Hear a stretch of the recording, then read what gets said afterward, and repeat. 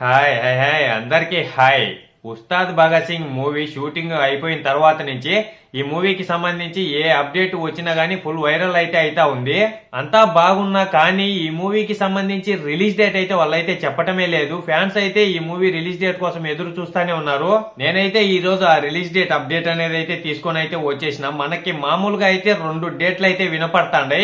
ఒకటి వచ్చి మార్చి 27, రెండోది వచ్చి ఏప్రిల్ 30. ఈ 2 డేట్లలో మార్చి అయితే డౌటే, ఏప్రిలే పక్కాగా ఫిక్స్ అయితే అయిపోతది.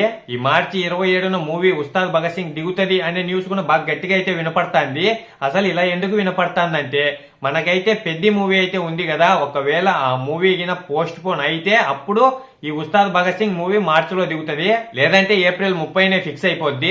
ఈ పెద్ద మూవీ అయితే పోస్ట్ పోన్ అవుతుందని కూడా ఇప్పుడు వరకు అయితే ఎవరు చెప్పాలా. కాబట్టి మనకైతే ఏప్రిల్ 30నే ఉస్తాద్ భగత్ సింగ్ అయితే దిగుతుంది. ఈ 2 రిలీజ్ డేట్లలో ఏ డేట్ వచ్చినా గానీ చాలా మంచిగా అయితే ఉంటది. ఏది ఏమైనా గానీ ఈ మూవీకి సంబంధించి ఆ సాంగ్ ఎప్పుడైతే వచ్చిందో అప్పటి నుంచి ఫ్యాన్స్ కి భారీగా అంచనాలు అనేది అయితే పెరిగిపోయినాయి.